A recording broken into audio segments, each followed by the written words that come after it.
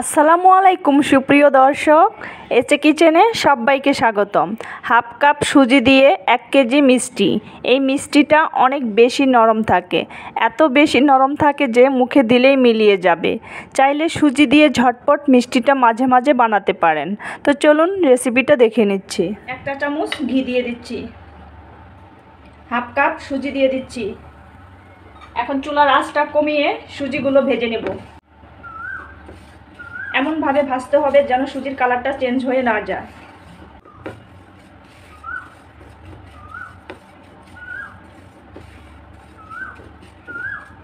সুজিটা ভাজা হয়ে গেছে।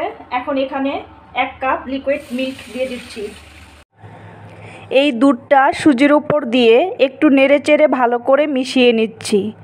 মিডিয়াম আঁচে জাল করব। এখন সুজির মিশ্রণটা কিন্তু টেনে গেছে।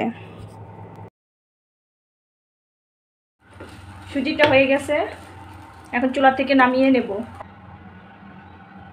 এখন একটা বাটিতে নিয়ে নিচ্ছি।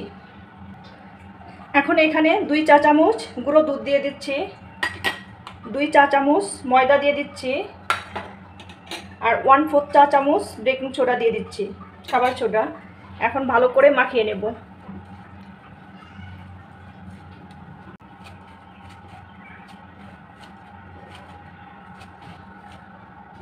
মাখানো হয়ে গেছে, এখন এটা এক সাইডে রেখে দেব। এখন শিরা তৈরি করে নেব। তার জন্য দিয়ে দিচ্ছি 1 কাপ চিনি, 2 কাপ পানি, 3টা ছোট এলাচ দিয়ে দিচ্ছি। এখন ভালো করে নেড়ে চেড়ে মিডিয়াম আঁচে শিরাটা তৈরি করে নেব। শিরা তৈরি হয়ে গেছে, এখন চুলা থেকে নামিয়ে নেব। এখন ডোটা বোর্ডের উপর নিয়ে ভালো করে এইভাবে গোল করে নেব। এখন এভাবে হাত দিয়ে চেপে চেপে নেব।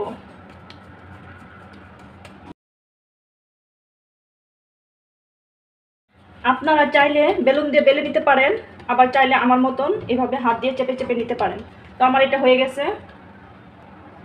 এখন এটাকে আমি কেটে নিচ্ছি।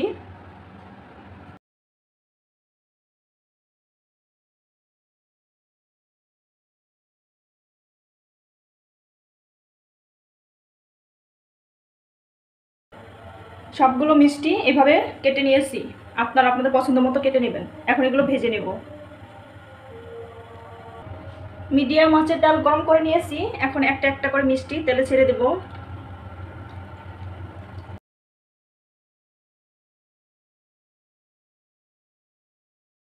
এখন চুলার আঁচটা কমিয়ে এগুলো গোল্ডেন কালার করে ভেজে নেব।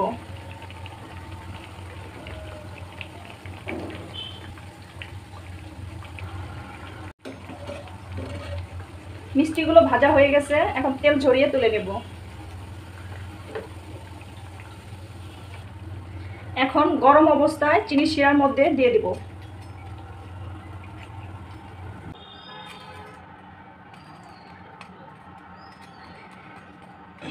এখন এই মিষ্টিগুলো এই শিরার মধ্যে 1 ঘন্টা ভিজিয়ে রাখবো। 1 ঘন্টা পরেই পরিবেশন করা যাবে। ফিরে আসছি 1 ঘন্টা পর। 1 ঘন্টা পর ফিরে এলাম। এখন মিষ্টিগুলো পরিবেশন করে দেখাচ্ছি।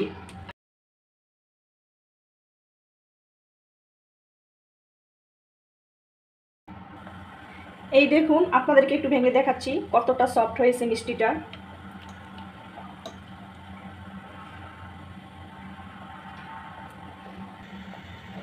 সুজি দিয়ে ঝটপট তৈরি হয়ে গেল মিষ্টি। ভিডিওটি ভালো লাগলে লাইক কমেন্ট শেয়ার করবেন। আমার চ্যানেলটিকে সাবস্ক্রাইব করে চ্যানেলটির পাশেই থাকবেন।